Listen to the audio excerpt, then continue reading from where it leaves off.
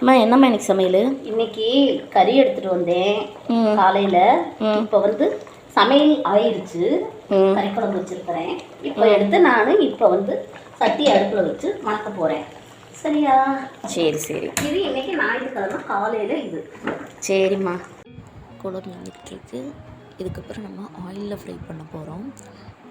இப்போ கடாயில் ஆயில் ஊற்றிட்டு கொதிச்சு வந்த பிறகு கருவேப்பிலை, பச்சை மிளகா, வெங்காயம் இதெல்லாம் போட்டுக்கலாம்.